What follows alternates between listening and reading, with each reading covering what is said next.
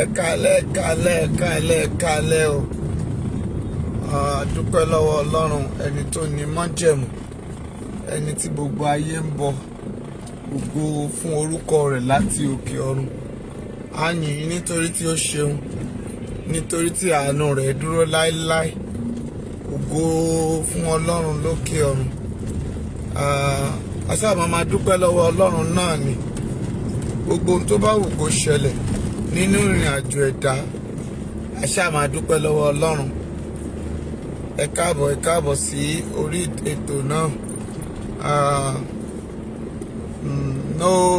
Tí mo kà gbàgbọ́ ni pé ìrìn àjò ẹ̀dá láyé Ọlọ́run ti mọ̀ ọ́, bí ẹ̀dá tó ṣe máa rìnrìn àjò ẹ̀.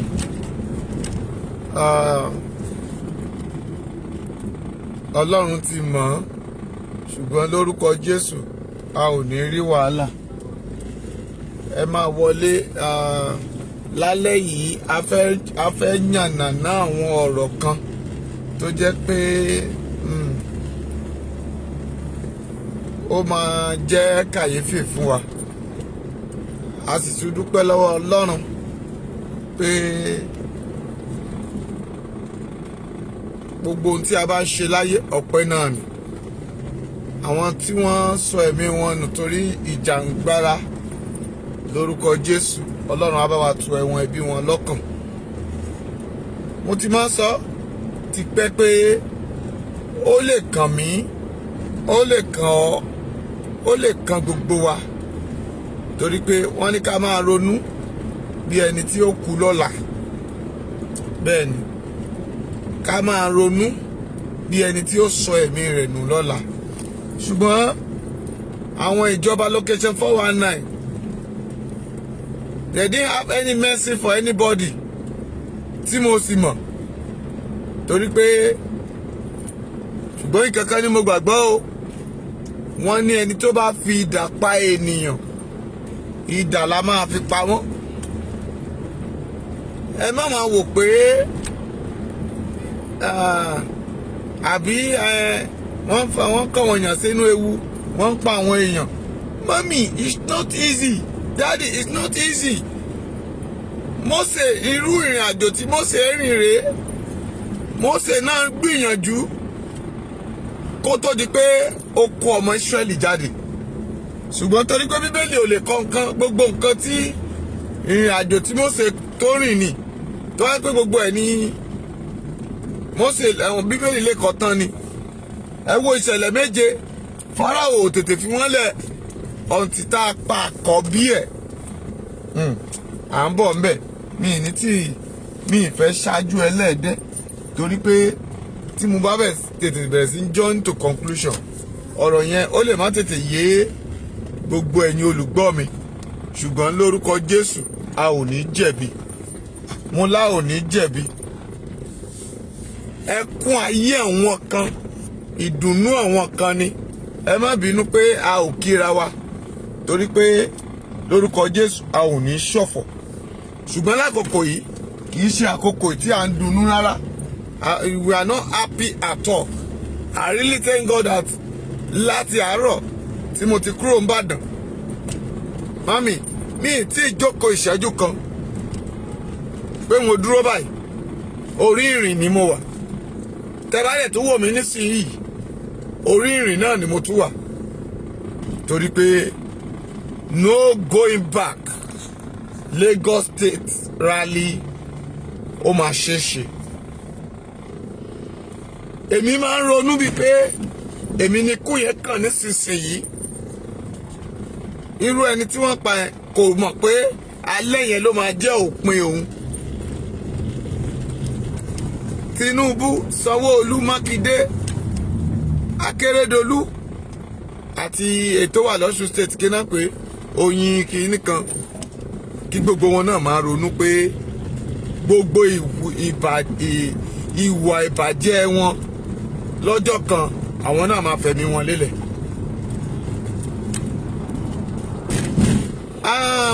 Ẹ jẹ́ n bẹ̀rẹ̀ láti bí.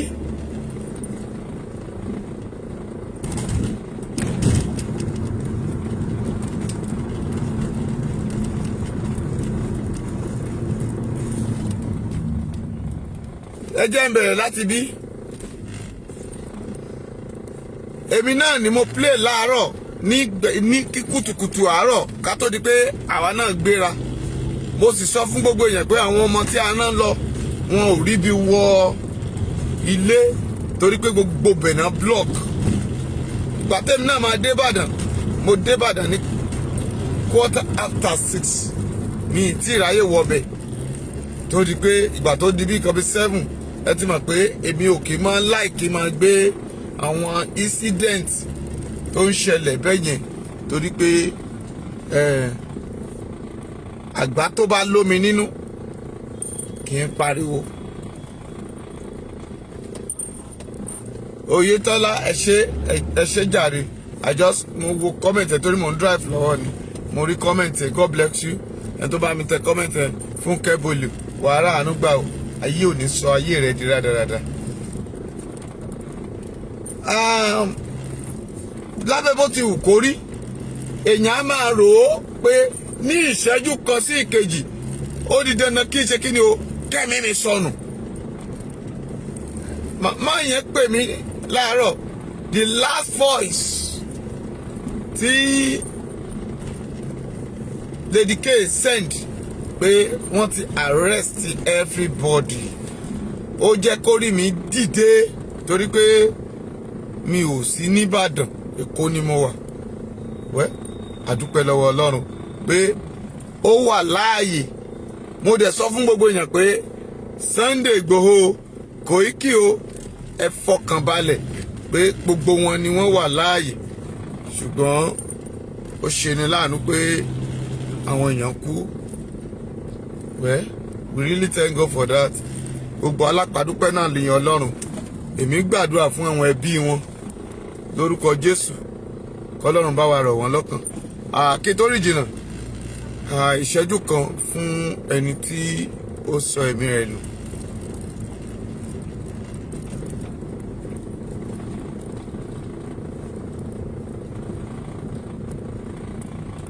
Kí Olúwa kí ó tẹ̀ sí afẹ́fẹ́ rere. Lẹ́ẹ̀kan sí kí n tó máa rìnrìn àjò. Ǹjẹ́ nígbà tí Lady K, mo fẹ́ sọ̀rọ̀ nípa ọ̀rọ̀ Lady K. Mo fẹ́ sọ̀rọ̀ lórí pa ọ̀rọ̀ Lady K torí pé gbogbo èèyàn tí wọ́n ti ń sọ̀rọ̀ látàárọ̀ kò tíì sí ẹni kankan bí mo ṣe ń rí àǹfààní láti máa wo àwọn kọ́mẹ̀ntì kọ̀ọ̀kan àbí láàrin àwọn tó ń ṣe program. Mi ì tí ì rí èèyàn kan pàtó tó rántí ọjọ́ tí Lady K lálàá tó ń sunkún lórí fóònù.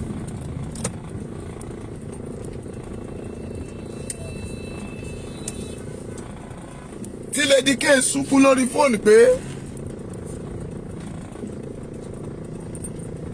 òun rí ẹ̀jẹ̀, òun rí pé mú òun àwọn pé wọ́n mú Sunday Igboho. Ǹjẹ́ gbogbo èèyàn, mami ìwọ tó bá mọ àkókò yẹn jọ máa rántí. Tí gbogbo àwọn aláìmọ̀ kan tó ń bú Lady K, wọ́n máa bú gan.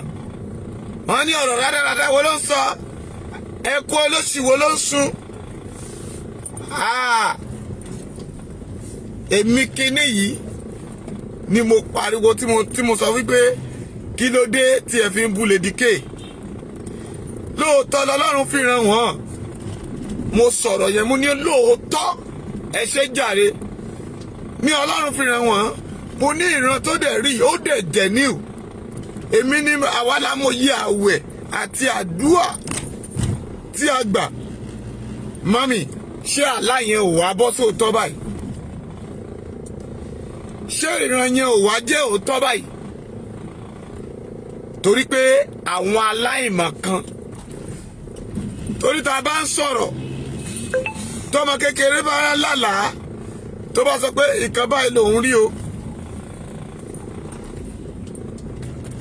tó bá sọ pé ìkan báyìí lòun rí o, ó yẹ ká kíyè sára torí alẹ́ yìí ọ̀rọ̀ ìṣítí ni mo kàn fẹ́ sọ fún wa. Ẹ má máa mú ènìyàn, ẹ má máa wò pé àwọn èèyàn máa ń ro àròsọ. Ó lóun lálàá, wúmọ̀ yẹn dẹ̀ ń sunkún pé wọ́n mú àwọn. Mami, Lady K wà l'Abuja nsìn ní DSS nínú ọgbà àwọn DSS, but mo dúpẹ́ lọ́wọ́ Ọlọ́run, mo sì dúpẹ́ lọ́wọ́ bàbá wa professor, torí pé bàbá dáadáa ni. Wọ́n ti gbé ìgbésẹ̀ akin, wọ́n ti gbé ìgbésẹ̀ kí mo pè é akin. Wọ́n ti arrange bí wọ́n ṣe máa débẹ̀ ní táwọn lọ́ọ̀yà máa débẹ̀ lọ́la. Mo sì gbàgbọ́ lórúkọ Jésù ohun ìyanu yóò ṣẹlẹ̀. Tó bá jẹ́ pé a ò dìde fún àdúà, mọ́mì, àánú àwọn èèyàn tó wà nù létẹ́kọ̀ àwọn obìnrin yẹn kò ní ṣe wọ́n. Wọ́n máa pa gbogbo wọn gẹ́gẹ́ bí májẹ̀mú tí wọ́n dá pé gbogbo àwọn èèyàn tó bá ti bá nínú ilé yẹn kán pa gbogbo wọn ni. Májẹ̀mú wọn nìyẹn. Ṣùgbọ́n lákòókò tá a bẹ̀rẹ̀ sí gbàdúà, wọ́n ti pa àdògán kó tó di pé wọ́n arrest anybody, kó tó di pé kí n sọ pé mo bẹ̀rẹ̀ sí sọ orúkọ áńgẹ́lì tí gbogbo èèyàn máa pè. Mo dúpẹ́ o lọ́wọ́ gbogbo ènìyàn tí wọ́n bẹ̀rẹ̀ sí ṣe kí ni o tán péjọ láti bá wa pe orúkọ yẹn, torí pé àwọn áńgẹ́lì tẹ́ ẹ pè àti àwọn àdúrà tájọ gbà, torí pé bí iyè mi tiẹ̀ ti dàrú, bí ọkàn mi bó tiẹ̀ ti pòrúru tó láìlè gbẹ̀jùgbọ́n mo dúpẹ́ lọ́wọ́ gbogbo yín tẹ́ gbàdúrà yẹn. Òun ló jẹ́ káwọn pípù yẹn kán kó àwọn yẹn kán sọ pé òkè ẹja máa kó wọn lọ. Tí ò bá jẹ́ bẹ́ẹ̀, pípa ni wọ́n máa pa gbogbo wọn. Ṣé tí wọ́n bá wá pa irú àwọn èèyàn 10 àtàwọn èèyàn tán dálẹ̀ yẹn, kí ipò wo la fẹ́ wà lákòókò yìí, ẹ̀yin ará mi? Ṣùgbọ́n a dúpẹ́ lọ́wọ́ Ọlọ́run. Àlá tí Lady K lá, ṣé kò wá compass àbí bí àwọn lẹ́sẹ̀ sọ lóyìnbó, ṣé kò wá jẹ́ òótọ́? Dádì mọ́mì, ṣé kò jẹ́ òótọ́? Àwọn alábẹnugan àkókò eré a ò ní ìdí àti sọ̀rọ̀ sí ẹnikẹ́ni, ṣùgbọ́n mo kàn sọ wípé tá a bá rí ẹnikẹ́ni tó bá gbé formation àbí àlá, a ò ní ìdí àti bú. Tó bá jẹ́ pé Ọlọ́run ò tètè pa náà yẹn gbà yẹn, kí la fẹ́ rí mbẹ̀? Wúmọ̀ yẹn dẹ̀ rí ìran yẹn.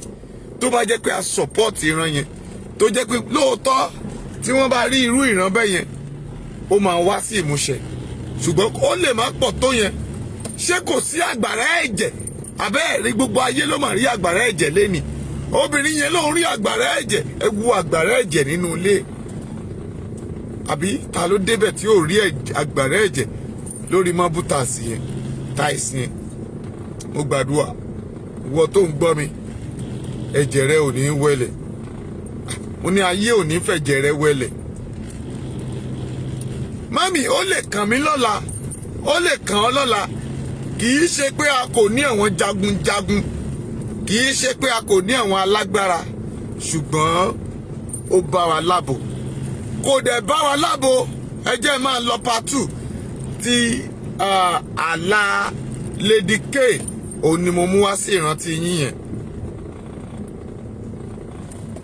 Àlá Lady K ni mo mú wá sí ìrántí yẹn. Ẹ jẹ́ n sọ àṣírí kékeré kan fún yín kí n tó tún lọ sínú ìpele kejì àbí ìpele kẹta. Àwọn èèyàn tí wọ́n wá, they believe pé tí wọ́n bá ti attack wà, tán bá ti mú Sunday Igboho, orúkọ tó wà lórí list àwọn DSS, ṣe bí mo sọ fún yín nígbà tí mo dárúkọ wèrè tó wà lẹ́yìn Tinubu tó ṣe chief of kílẹ̀ ń pè staff ní Lagos State tí mo ní DSS tẹ́lẹ̀, òun ló kọ gbogbo orúkọ yẹn jáde. Èmi ò pariwo fún yín. Àwọn èèyàn tán sọ̀kalẹ̀: Sunday Igboho #1, Koiki #2,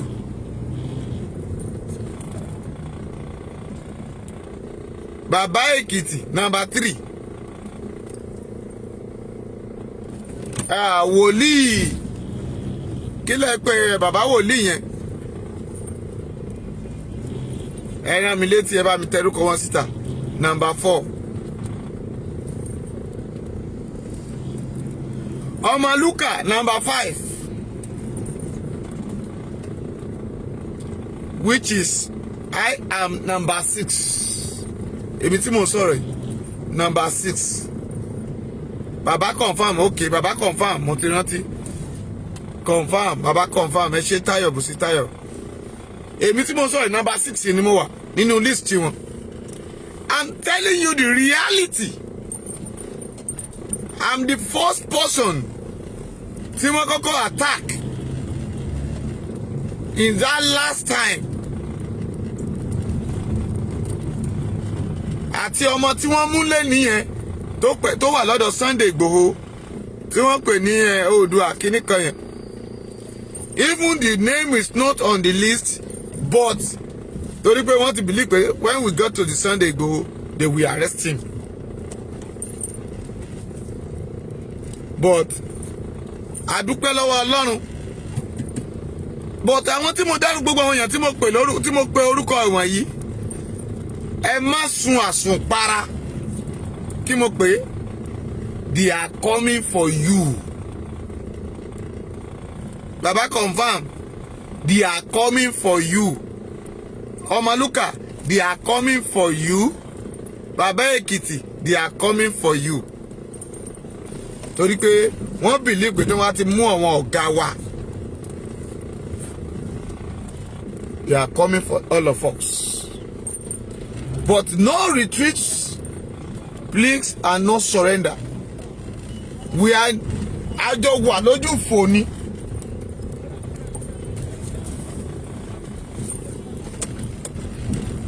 Àjọ kí ni o? Ẹ wà lójú fò. Tẹ́ ẹ bá rìn, ẹ má dárìn.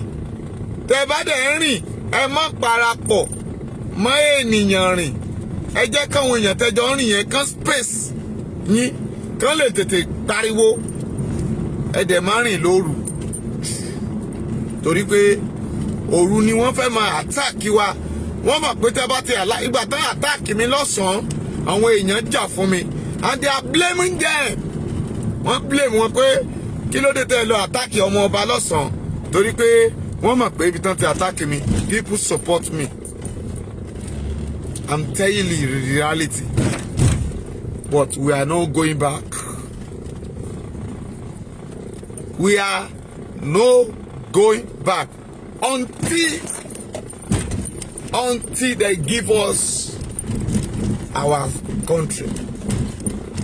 Until they have country lẹ̀. Kí ni wọ́n lé lára wa tí wọ́n fẹ́ fi lẹ̀? Ṣebí àwọn Niger Delta. Wọ́n halẹ̀ mọ́ wọn. Ẹ̀rù bà wọ́n fi wọ́n lẹ̀. Torí pé Goodluck ṣe kinní yẹn. Ó kó wọn lọ. Ó sáyìn fún wọn. Wọn ò ní kankan tó fẹ́ ṣe fún Niger Delta. Ṣùgbọ́n àwọn olórí wọn tó ń jẹ́ Yorùbá, look at Gbajabiamila. Èèyàn má bá wá pé kàn ṣí gbogbo bọ́dà lẹ̀. Ìwọ wá sọ pé kàn máa sọ pé yes or no. Why yes or no? Ó ṣe pàṣẹ gẹ́gẹ́ bí ẹni tí àṣẹ wà lọ́wọ́ ẹ̀. Kàn dẹ̀ ṣí bọ́dà wa. Until tá bá sọ pé yes or no. Ṣé ẹ mọ̀ pé mọ́là máa pọ̀ ju mọ́là pọ̀ ju Yorùbá lọ ni? Nínú house ni. Àwọn ẹ̀ wá declare pé no pọ̀ ju yes lọ. Ó wá ní ká má ṣí bọ́dà. Ọ̀run máa dá fún yín ní kọ̀ọ̀kan. I'm not yet to judge you for there. Mi ti ready, but mo ń ṣe analysis mi lọ́wọ́ for all those things. Ẹ jẹ́ máa lọ nípa ti attack tí wọ́n attack Sunday Igboho. Èmi ni mo gbé ọ̀rọ̀ yìí jáde náà tí mo ní Abidjan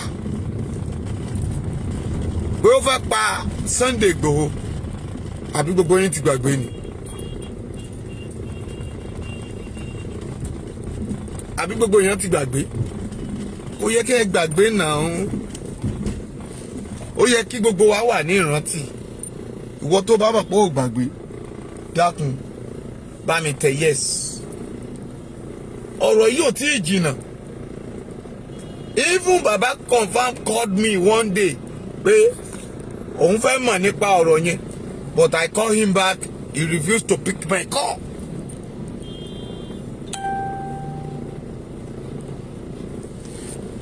I tell of you, jẹ́ kí n sọ tuntun fún ẹ lẹ́ni pé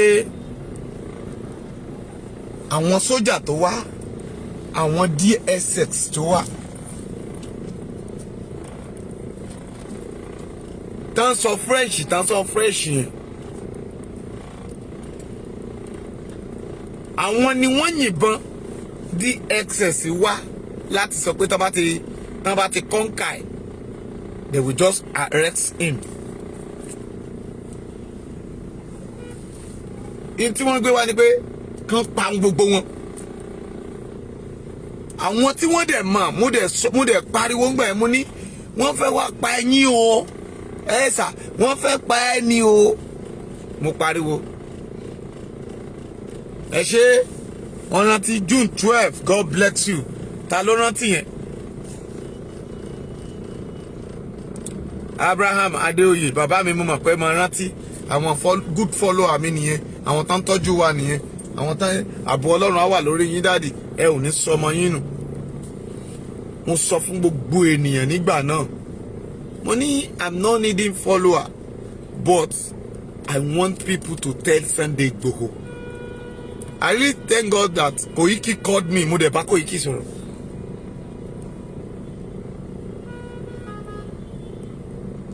Mo ní ẹni yìí lóòótọ́ ẹni tá a pariwo ẹ̀yẹn ó jáwọ́ ẹ̀rù bà, but wọ́n lọ gbé iṣẹ́ yẹn fún ẹlòmíì. Èyí tí mo fi sọ pé màjàmásá òun là ń mọ lákìkanjú nìyẹn, torí pé gbogbo ohun tí ẹ̀ ń ṣe yìí màjàmásá ni o. Àtìgbà yẹn ló yẹ kí olóyè kó ti withdraw àwọn èèyàn tó kó tira, torí pé tí Yorùbá parí ọ̀rọ̀ ó ní tí ikú ilé ò bá pa ní sà tòde ò lè pa ní. Àwọn èèyàn tí wọ́n mọ in and out àárín yẹn, why killing cats, why killing ológbò, ẹ̀pọ̀lógbò, ẹ̀dọ̀lógbò, ṣé wọn ò mọ̀ póló ẹni tó ti wọnú ilé yẹn tó ti rólógbò olójẹ́ kó lè sọ pé ológbò wà ń bẹ̀.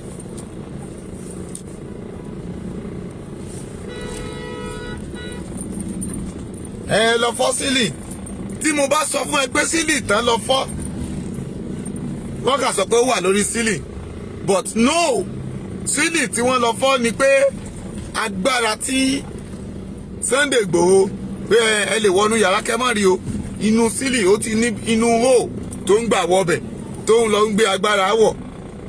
That is why they are going to the ceiling, tán lọ sínú roof, tán lọ fọ́ roof. Wọ́n mọ̀ pé èèyàn ò lè dédé sáré wọnú roof bẹ́yẹn.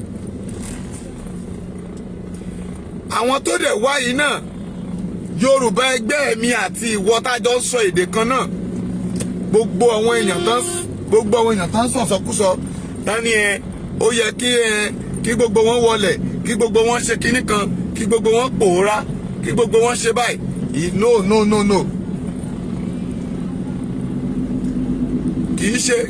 Rárá kò rí bẹ́ẹ̀. Tí mò ń sọ ni pé ẹni tí odò tójú ẹ̀kún mọ́mì tó bá wọnú odò àgbè lọ. DSS tó wá látàbújá tí ò mọ kọ́nà yàrá mi, tí ò mọ street mi, tí ò mọ ilé mi, tí ò mọ ibẹ̀, mọ́mì ó ṣòro fún láti wá lóru.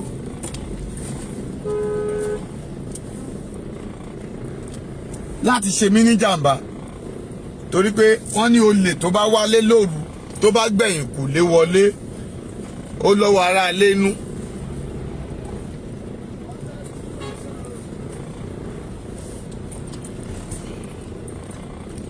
Ó lọ́wọ́ ara ilé inú nìyẹn o.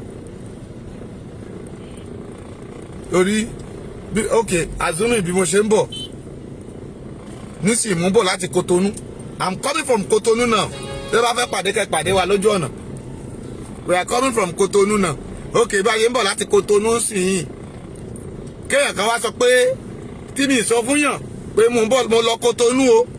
Wà mo kúrò Ìbàdàn mo lọ Kotonu o. Kó wá ló ń pàdé mi lọ́nà. It is possible. Kò possible.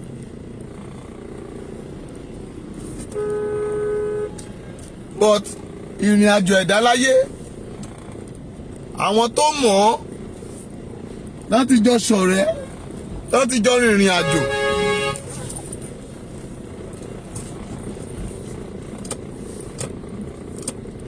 láti jọ mọ̀ tó ń wọ inú ilé yẹn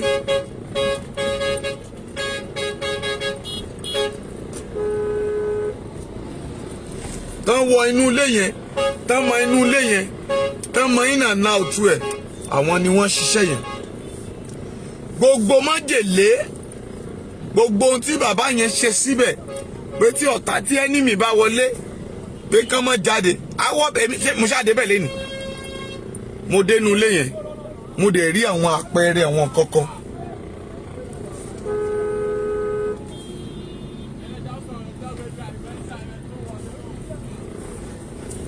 mo rí àpẹẹrẹ àwọn kankan tó jẹ́ pé mo mọ̀ pé àwọn tán wá bẹ̀ yẹn iṣẹ́ tí wọ́n sà kó tó di pé wọ́n bẹ̀rẹ̀ sí operate kó tó di pé wọ́n bẹ̀rẹ̀ sí pé Sunday Igboho pé àti wà ń bí bọ́ta iṣẹ́ ni wọ́n sà dádì iṣẹ́ ni wọ́n sà.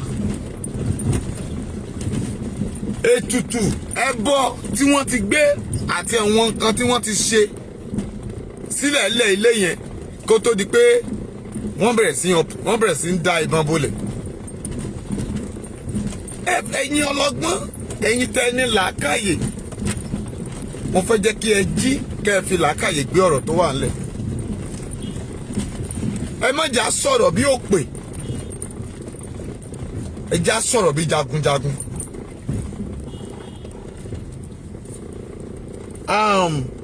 Wọ́n ní Sunday Igboho ti kọjá ẹni àgbékọ́rùn lọ kó. Mo sọ̀rọ̀ kan mú nígbà tá mú Kánú mo ní ẹ jókòó dáadáa àbí mi sọ bẹ́ẹ̀ mo ní nǹkan tó ṣẹlẹ̀ ní ayé Awólọ́wọ̀ ìjẹta ni mo ṣe program yẹn mo ní olótú ń bọ̀ yìí o but mo wá sọ àwọn story kan tẹ́ bá jẹ́ pé ẹ wo program yẹn àwọn tó wà lórí YouTube àti everybody mo ní but with God all things are possible. Ẹ má relent. Lagos State Rally ó ń bọ̀ wá àwọn tá ń kọ̀ kan kúkọ sórí péjì wọn àwọn náà máa wèrè tá ń kọ àwọn lára wọn ọ̀yá àwọn náà máa bi tí Punch ti gbé jáde èmi ò fẹ́ bá wọn mọ̀ àwọn náà ò sí ń bí àwọn náà mọ tá à ń bá wa ara wa tò mo sì gbàgbọ́ ẹsẹ̀ ní Lady K ó jókòó sí mọ́tò lọ ní sàbújá ó dẹ̀ máa jókòó sínú mọ́tò padà bí Olúwa ti ń bẹ tí ẹ̀mí rẹ̀ wà láàyè kò ní bá wọn kúkú ọ̀wọ̀wọ̀. That is it. I believe that in 100%. Mami bá mi tell love tell lie. Lady K will come back successfully. Kò ní bá wọn lọ ẹ̀wọ̀n kò dẹ̀ ní bá wọn kú sínú remind. A máa gbà jáde gbogbo tó bá gbà la máa fẹ́. That is ìrìn àjò tí ó ń ṣẹlẹ̀. Ẹni àwọn ọmọ tó mọ bàbá náà mọ Sunday àwọn ni wọ́n ń ṣiṣẹ́ o. Yorùbá ló sì ń ṣiṣẹ́.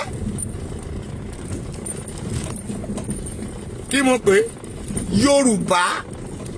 Yorùbá wà àwọn ni wọ́n sì ń ṣiṣẹ́. Àwọn ni wọ́n sì ń wọ́ọ̀kì ara wọn. Àwọn ni ẹ̀tanú sì ń ta. Ṣé mo sọ̀rọ̀ kan mo ní kí ni Ọbásanjọ́ kí ni Ọọ̀ni of Ifẹ̀ Ọ̀ṣínbàjò mo ní kán bọ́ síta kán wá sọ mítì tí wọ́n ṣe. Mo sọ bẹ́ẹ̀ náà mítì tán ṣe di rìsọ́ọ̀tì ẹ̀ rèé torí àwọn èèyàn ní pásítọ̀ yẹn ó ti máa ń sọ̀rọ̀ jù ó máa ń tú àṣírí jù kò ń ẹnu rẹ̀ wọ́n ò léèsì náà fi jó lẹ́nu wọn ò faṣọ.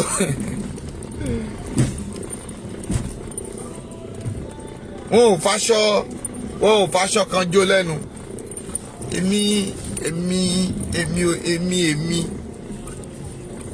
èmi á sọ òtítọ́ tí màá fi ayé yìí sílẹ̀ ni kí mo pè I will say a truth tí màá fi ayé yìí sílẹ̀. ẹ lè ṣe kọ́kọ́ fún mi tẹ bá dẹ̀ pa mí ẹ tẹ́ pa ń sìn ṣe kólé ẹ̀ ṣe kọ́mọ ẹ̀ ikú náà ló máa pa mí tẹ́lẹ̀ náà àbí ikú kọ́ ló fẹ́ pa mí ni ikú tó fẹ́ pa mí ni mi ò mọ̀ àwọn tán wa mọ́tò tán lọ lágírímọ́gí àwọn mọ́tò tán wọ ọbẹ̀ tírélà àwọn tí wọ́n jóná àwọn tán kú sómi àwọn tán bá aeroplane crash lọ mọ́mì kí ló pa wọ́n bàbá kí ló pa wọ́n ikú náà nìyà ẹni tí bọ́dẹ̀ pa ikú ni sójà ń lo ogun ó kú sójú ogun olè ń wálé ó pààyàn èèyàn ń ná ásídẹ́ǹtì ẹja kú omi ẹ àmọye tó ń gbé skipper mu àbí slipper àbí kí náà ń pè àmọye tó ń mu mọ́jèlé tó ń mu àwa wá rí yín àwa láwa ní sòótọ́ ṣùgbọ́n mo fẹ́ jẹ́ kẹ́ ẹ gbà pé kò sí ìrìn àjò kankan tẹ́ ẹ rìn láyé o kò sí ìrìn àjò tẹ́ ẹ rìn láyé tí kò ní pa yín o èyàn àṣebi àmọ̀kàṣebi ikú máa pa gbogbo yín ó ṣùọ́ wọ́n ní kinní kan lọ túnra mú kinní kan gbárèrè lọ mo fẹ́ jẹ́ kí gbogbo ènìyàn pátá kẹ́ ẹ lọ mọ̀ lẹ́nìí torí àwọn ilẹ̀ Yorùbá wa wọ́n ní ó yẹ kán ṣe kí ẹlòmíràn ká máa gbálẹ̀ ńbẹ̀ ni mò ń rẹ́rìn ni ó yẹ kán ṣe kán má lè wọlé ni mò ń rẹ́rìn ni ṣé ẹ rò pé àwọn èèyàn tí wọ́n wá yẹn ẹ rò pé babaláwo ò sí inú wọn ni dádì babaláwo wà ńbẹ̀ ọlọ́pẹ̀lẹ̀ wà ńbẹ̀ àwọn tí wọ́n dáfá tí wọ́n I know one pastor wọ́n ń ṣiṣẹ́ fún àwọn Tinubu tán gba 1 million ṣebí mo ti sọ́rí mo ní àwọn wòlíì kan àwọn náà ṣiṣẹ́ fún wọn àwọn pastor àwọn babaláwo kan àwọn náà ṣe gbèpè dànù no àwọn ni wọ́n mọ àkókò àti ọjọ́ wọ́n dáfá wọ́n dẹ̀ dá Ọ̀rúnmìlà wọn wọ́n dẹ̀ béèrè lọ́wọ́ Jésù wọn pé ǹjẹ́ ibi tí a lọ yìí ṣá máa successful ṣó máa sure bọ́dẹ̀ ṣe débẹ̀ wọ́n rúbọ gbogbo ìbọ tó yẹ kán rú kó tó di pé wọ́n bẹ̀rẹ̀ iṣẹ́ àwọn náà ò tójú lásán lọ́bẹ̀ ọmọ Yorùbá ló ń jẹ́ bẹ́ẹ̀ ìtàn ń pè ní Yorùbá nìyẹn ìtàn fi sọ pé ẹnu wa òkò nìyẹn kì í ṣe pé ìjà tá ń jà náà sọ pé ẹnu wa òkò.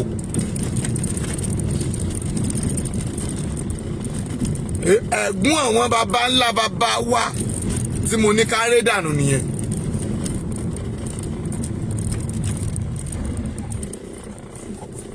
èpè láólẹ̀ àbí kílẹ̀ ń pè é lórí àpáta àwọn èpè tí mo ní ó yẹ ká ré dànù nìyẹn. torí pé lábẹ́ bó ti wù kó rí àwọn nǹkan mi wà tó jẹ́ pé a máa ń rò bí òtítọ́ àwọn tó ń gbéṣẹ́ èèyàn fún yàn pé lọ́pàá lágbájá wọ́n wá èèyàn tó súnmọ́ ni mọ́mì bàbá wọn ò tí ì sí mi o kò di dandan pé mo lágbára mo lọ ṣílẹ̀kùn yàrá mi mo ń sọ fún ọ pé mo nígbàdí mo ní àbáká mo ní àfọ̀ṣẹ you are deceiving yourself. I will let you know you are deceiving yourself, because gbogbo tó ń gbé hàn jáde yẹn àwọn kan mọ èlò ẹ̀, wọ́n sì mọ ibi tí wọ́n mọ orúkọ tó ń jẹ́. Báwọn kan ṣe máa tì bẹ́ẹ̀ lẹ́yìn kan máa wí. Ṣèbí bákan la ṣe ń ríran, bákan la ṣe ń rí ogun tó ń ja ayé àwọn èèyàn, bákan lọ́lọ́run ṣe ń ṣí wa lójú. Bákan la ṣe ń mú ẹyin adìyẹ tá à ń sọ sí ìlú ilé tí náà ń sọ yọ jáde ńbẹ̀. Ṣèbéèyàn ló ṣòkígbẹ́, ṣèbéèyàn ló ṣàfẹ́ẹ̀rí.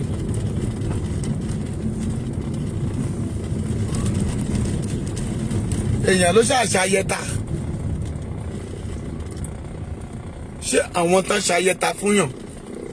Àwọn míì adé tó sọ pé wò ó tó bá fi kan báyìí tó fi kan báyìí pẹ̀lú ẹ̀ tó bá yìnbọn yẹn sí lágbájá ó yẹ kó wọlé náà. Gbogbo ẹ̀ ló ní májèlé. Tán bá wá gbìyànjú ọlágbájá tán àrí lágbájá mú.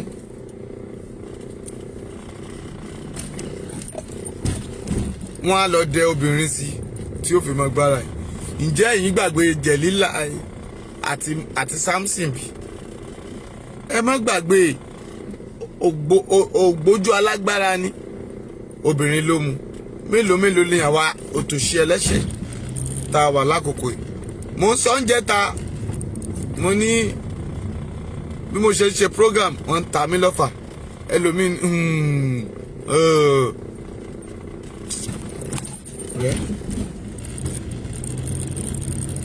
ọmọdé òmò ògùn ń pè lẹ́fọ́ ni o. Wọ́n ló pè ní màlàmàlà.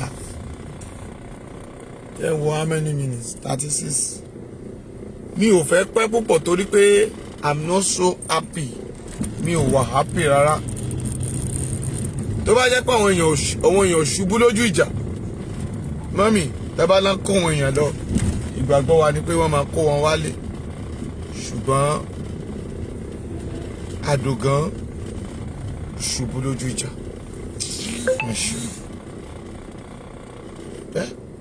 Máa rìn ṣó, àwa náà ń bọ̀ wá. Kọjọ́ kó jìnnà síra wa. Àwa tó tún kù, ẹ dákun, ẹ má bẹ̀rù. Nígbà téèyàn ò bá kú, Bíbélì sọ pé láìsí ìtàjẹ̀sílẹ̀, there's no freedom. Láìsí ìtàjẹ̀sílẹ̀, kò sí òmìnira. Don't let me deceive you. Ó ti pẹ́ tá ti expect what is tó ṣẹlẹ̀ yìí. Ó ti pẹ́ tá ti expect. This is the time for me and for me and you to stand up láti jà fún ara wa. Ẹ jọ̀ọ́, ẹ jẹ́ ká jà fún ara wa. Ẹ jẹ́ ká rìnrìn àjò tó nítumọ̀.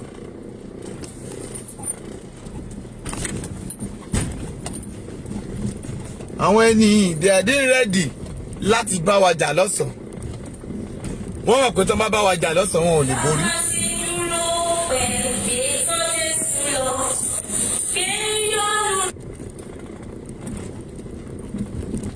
Wọ́n ti mọ̀ pé tó bá wa jà lọ́sàn wọn ò lè borí. Torí pé wọ́n mọ̀ pé a ní oríṣiríṣi àwọn nǹkan ìjà lọ́wọ́.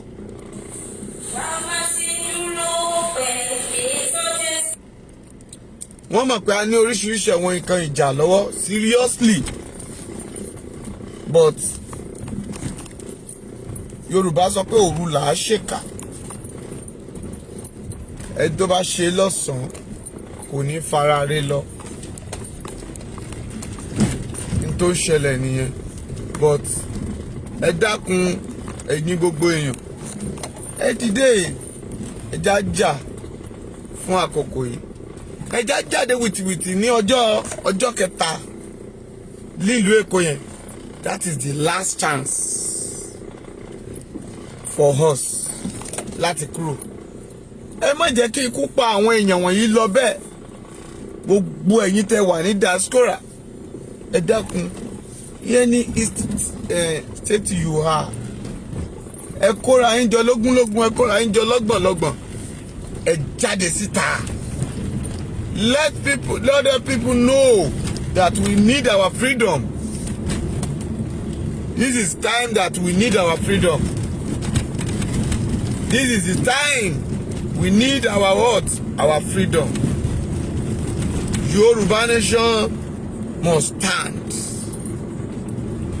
I'm not fearing anybody. I will be always said it to people. Olórí ogun ni mi sì ní bẹ̀rù ogun. Ẹ wo time tí mo dé Ìbàdàn lẹ́ni. Mi ò bẹ̀rù o. Mi ò bẹ̀rù. With one mopo àtàwọn ọmọ mi tán ti lọ. Àwọn ọmọ mi ò tètè ráyè wọlé ni. Tí bẹ́ẹ̀ bá gbọ́ tí mo ṣe ń pè ní ìdájí yẹn pé mo dẹ̀ ń sọ fún wọn pé wọ́n ti blọ́ọ̀kì gbogbo ibi tó yẹ kán gbà wọlé. Àwọn pípù yẹn wọ́n blọ́ọ̀kì gbogbo ẹ̀ pátá gbogbo ọ̀nà ni wọ́n blọ́ọ̀kì.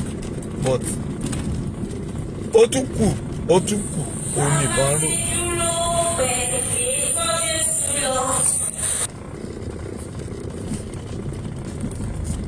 ó kù òun nìkan ró.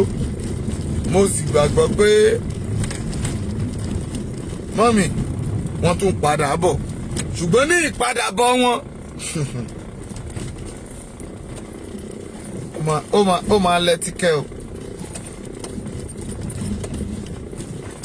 Àwa ò fẹ́nu pé ogun, but mo gbàgbọ́ nínú Kristi olùràpadà ayé gbogbo.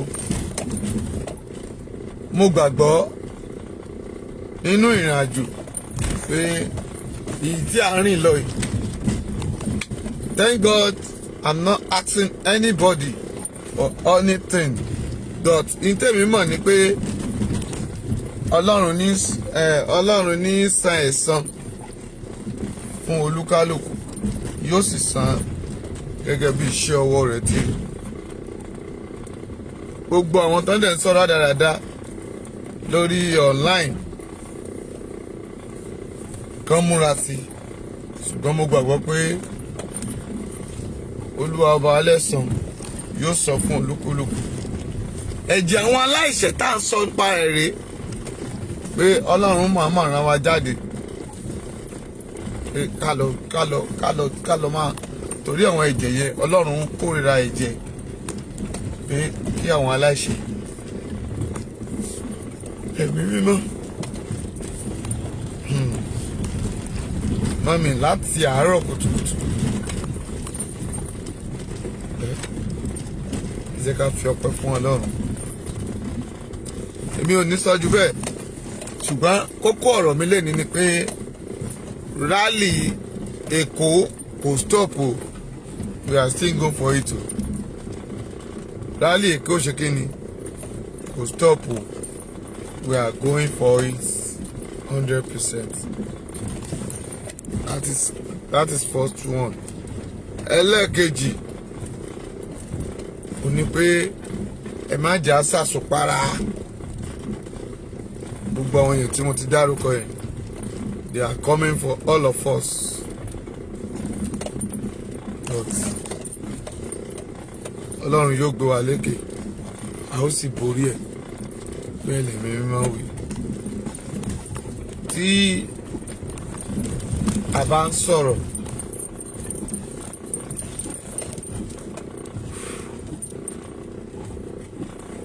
torí pé gbogbo nǹkan wọ̀nyí I'm not happy láti sọ̀rọ̀, but ọ̀rọ̀ ń gbénú mi.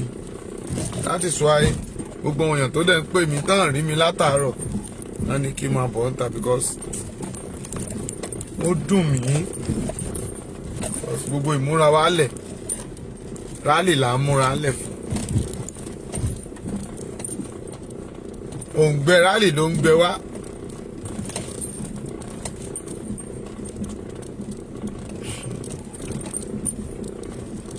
But a ò ní páláriwo. Mo gbàgbọ́ pé n tó wà ńlẹ̀ dáadáa ni ó sùn lórúkọ Jésù. Àmín ni ó bá mi ṣe. já tún gbàdúrà ká tó máa lọ. Ọlọ́run ó ṣeun nítorí tí àánú yín dúró, ògo yín kò sì yí padà. Wọ́n ló ń fi ìran wọn, ìran ibi, àlá ibi lórí ẹnìkọ̀ọ̀kan wa lórúkọ Jésù. Ọlọ́run kó sọ́dòfo o, torí àìmọye ìran àlá tó ń ṣẹlẹ̀ lọ́wọ́lọ́wọ́ báyìí.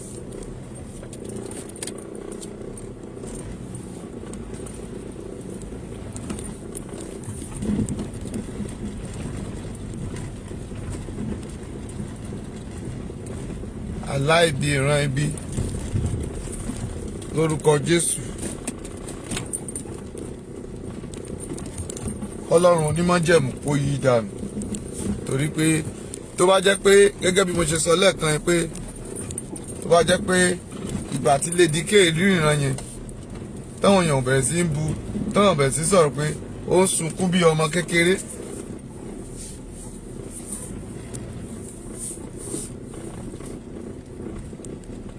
Bó ń sunkún bí ọmọ kékeré, bàbá màmá ó ṣeé ṣe kí ìṣẹ̀lẹ̀ yìí, kí ìrékọjá ìkórè kọjá lórí wọn. Ṣùgbọ́n torí pé aláìmọ̀kan ní tó fi ń ṣera rẹ̀ òun ló pọ̀.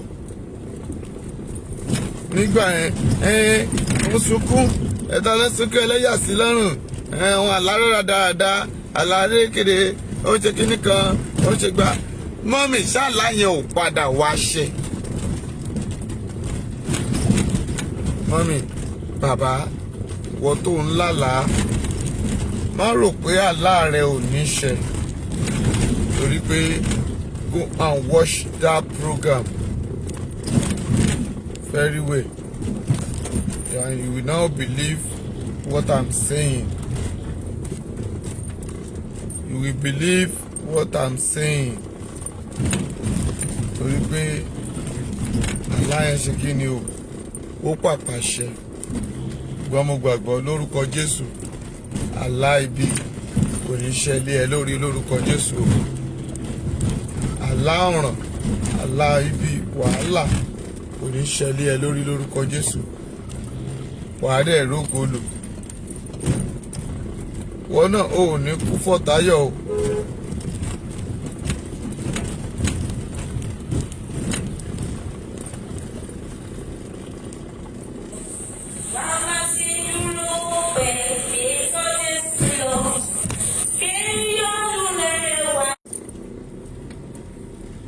Àlá ibi, àlá wàhálà kò ní ṣẹ lórí ẹ̀. Mo jẹ́ kí wa pé ẹ kú oṣù tuntun. A máa gbàdúrà but kì í ṣalẹ̀ yìí. Mo ṣe sọ fún ẹ̀yin, ìṣe ń padà bọ̀ lẹ́kọ̀ọ́ ni láti Kòtónú, because lọ sí Kòtónú fún àwọn kọ̀ọ̀kan. Mo gbàgbọ́ Ọlọ́run yóò ràn wá lọ́wọ́. Ẹ jẹ́ ká jọ pàdé lọ́la gẹ́gẹ́ bí torí àwọn èèyàn tó ń béèrè pé yáàdì àti ẹ̀fẹ̀ gbóhùn yín. Sunday Igboho wà lálàáfíà o, Koiki gbogbo yín náà lẹ ti rí àlàáfíà lẹ́wà.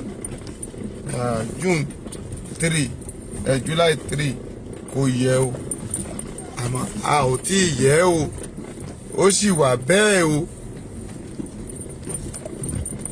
No retreat, no surrender. Àwọn tán dẹ̀ ṣiṣẹ́ oníṣẹ́ yín jẹ́ o, torí mo pè yín pé ẹ gbà bọ̀dì, but mo gbàgbọ́ pé ẹ̀jẹ̀ yín o, ẹ̀jẹ̀ tí yín náà yóò pàpà ṣàn lórí ilẹ̀ bí Olúwa ti ń bẹ tí ẹ̀mí rẹ̀ wà láàyè. Àbí o, ẹ jẹ́ ká máa lọ lé wa.